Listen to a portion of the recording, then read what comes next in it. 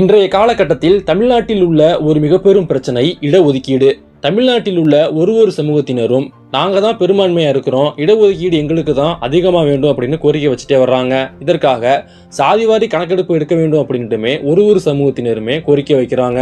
இந்த சாதிவாரி கணக்கெடுப்பு எடுக்கிறதுல ஒரு மிக பெரும் சிக்கலும் இருக்கிறது. அதுல தமிழர்களுக்கு ஒரு பெரும் பிரச்சனையுமே இருக்கிறது. அது என்ன அப்படின்னா, இன்றைய காலகட்டத்தில் தமிழ்நாட்டில் உள்ள பல சாதிகள்ல மிக பெரும் குளறுபடிகளை பண்ணி வச்சிருக்காங்க. அதாவது தமிழ் சாதிகளுடன் தெலுங்கு மற்றும் கன்னட சாதிகளை ஒன்றாக இணைத்து அதை ஒரு சமூகமா அறிவிச்சிருக்காங்க. இதன் காரணமாக நிறைய தமிழ் குடிகளும் பாதிக்கப்பட்டிருக்காங்க.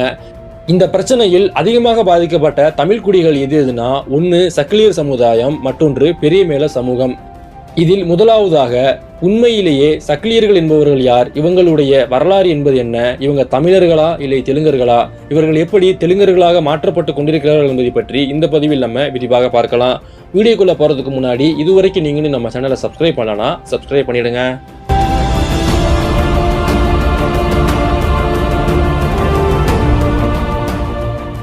தமிழ்நாட்டில் உள்ள பட்டியல் பிரிவுகளில் உள்ள மிக முக்கியமான ஒரு சமூகம் அருந்ததியர் சமூகம். இவங்களுக்கு பட்டியல் சமூகத்திற்கான 18% இடஒதுக்கீட்டுல 3% உள் இடஒதுக்கீடுமே இருக்கின்றது.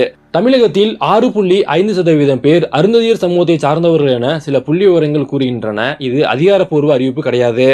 இந்த அருந்ததியர்கள் என்று சொல்லும் பொழுது, அருந்ததியர்கள் என்பது வெறும் ஒரே ஒரு சமூகம் கிடையாது. அந்த ஒரு சமூகத்துக்குள்ள மொத்தமாக 7 உட்பிரிவுகள் என்பதுமே இருக்கின்றன. அது என்னவென்றால், ஆதி ஆந்திரர், அருந்ததியர், சக்கிலியர், மாதாரி, மாதிகா, பகடை, தோட்டி ஆகிய 7 உட்பிரிவுகளை உள்ளடக்கிய ஒரு சமூகம் தான் அருந்ததியர் சமூகம். அருந்ததியர்கள் என்றதுமே இவங்க தெலுங்கு பேசக்கூடிய தெலுங்கர்கள். விஜயநகர அரசர்கள் ஆட்சி காலகட்டத்தில் தான் இவங்க தமிழ்நாட்டுக்குள்ள வந்தாங்க என்று இன்று பல தமிழர்கள் நம்பி வர்றாங்க. ஆனால் உண்மையிலேயே அருந்ததியர் சமூகத்துக்குள்ள இருக்கக்கூடிய 7 உட்பிரிவுல 3 பிரிவுகள் தமிழ் பிரிவுகள், மீதமுள்ள 4 பிரிவுகள் பிற மொழியாளர்கள். குறிப்பா அருந்ததியர் சமூகத்துக்குள்ள இருக்கிற சக்கிலியர், மாதாரி, பகடை ஆகிய 3 சமூகத்தினருமே தமிழ் குடிகள்.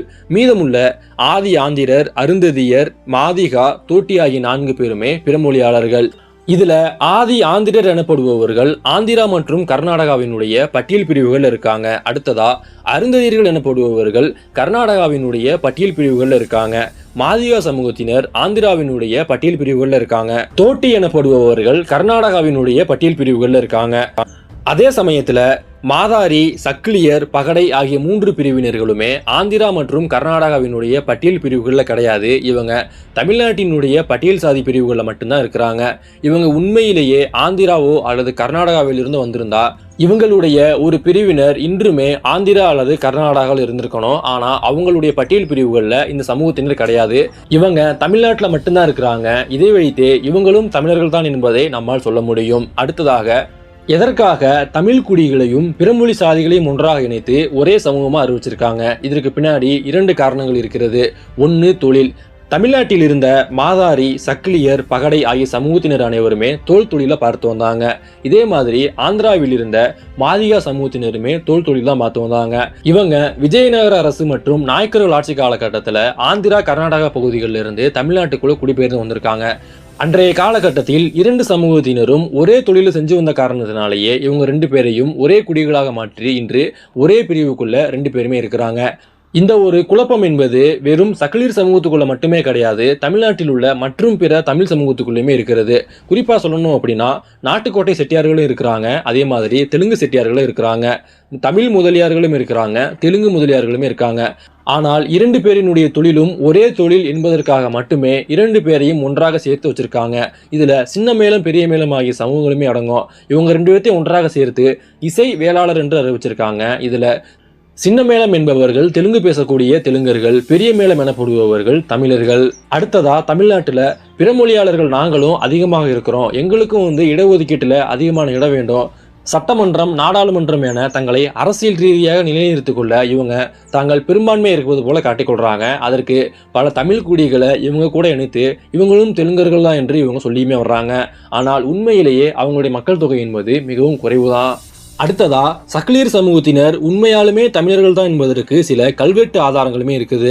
இவங்க சொல்லக்கூடியது என்ன அப்படின்னா, விஜயநகர அரசர்கள் ஆட்சி காலகட்டத்தில் தான் இவங்க உள்ள வந்ததான் சொல்லுவாங்க. ஆனால் விஜயநகர அரசருக்கு 500 ஆண்டுகளுக்கு முன்பே தமிழ்நாட்டில் வெட்டப்பட்ட பல கல்வெட்டுகளிலுமே சக்கிலியர் சமூகத்தினரை பற்றி நிறைய குறிப்புகளுமே இருக்குது. அதை பற்றி இப்பொழுது பார்க்கலாம்.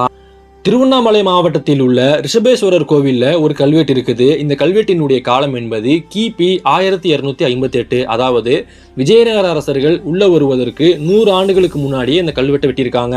இந்த கல்வெட்டுல நியாயத்தாரும் 12 பணிமக்களும் உள்ளிட்ட பெரும் வேடரும் பாணரும் பறை முதலிகளும் செக்கிலியரும் இருளரும் உள்ளிட்ட அனைத்து சாதிகளும் அந்தணன் தலையாக அரிப்பன் கடையாக உள்ளுப்பட்ட அனைத்து சாதிமாருக்கும் எனும் இந்த கல்வெட்டில் சொல்லியிருக்காங்க. இந்த கல்வெட்டில் தமிழ்நாட்டில் இருந்த பல சமூகங்களை சொல்லும் பொழுது சக்கிலியர்கள் எனப்படும் ஒரு சமூகம் இருந்ததாகவுமே சொல்லியிருப்பாங்க.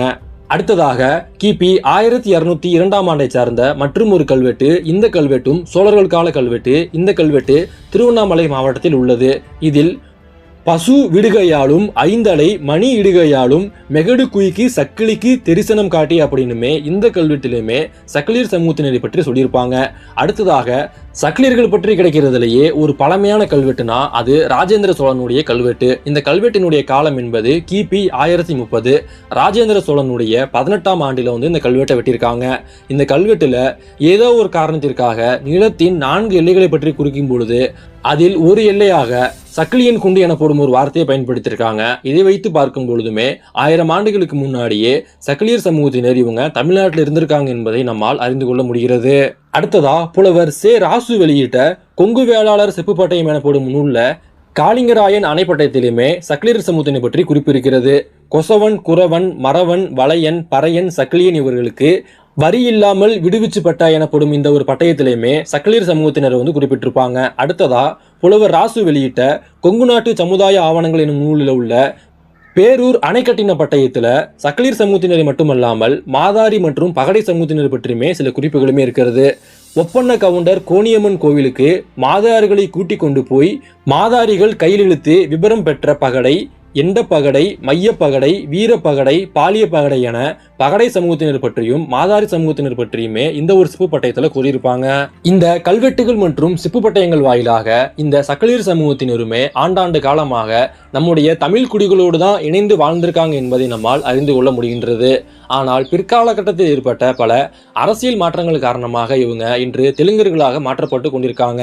இவங்க இன்றைக்கும் என்னதான் தமிழ்லேயே பேசி வந்தாலுமே அவங்க தெலுங்கர்களாகத்தான் அடையாளப்படுத்தப்பட்டு வர்றாங்க. இதுல தமிழர்கள் தெலுங்கர்கள் என்று தாண்டி இந்த ஒட்டுமொத்த சமூகத்தினருமே மிக பெரும் அளவிற்கு சமூகத்தால நசுக்கப்பட்ட ஒரு சமூகம். இவங்களை நம்ம என்னதான் இவங்க தமிழர் இவங்க தெலுங்கர்கள் என்று பிரித்து பார்த்தாலுமே சமூகத்துல இவங்க 500 ஆண்டுகளுக்கு மேலாக ஒடுக்கப்பட்டு தான் வந்திருக்காங்க.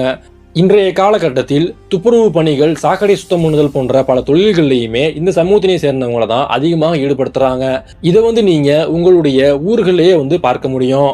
இந்த வீடியோ உங்களுக்கு பிடிச்சிருந்தா லைக் பண்ணுங்க, ஷேர் பண்ணுங்க. உங்களுக்கு அடுத்து எந்த மாதிரி வீடியோ வேணுங்கிறதையும் மறக்காம கமெண்ட் பண்ணுங்க. மேலும் இது மாதிரியான பல பதிவுகளுக்கு நம்முடைய சேனலை சப்ஸ்கிரைப் பண்ணிக்கங்க. நன்றி.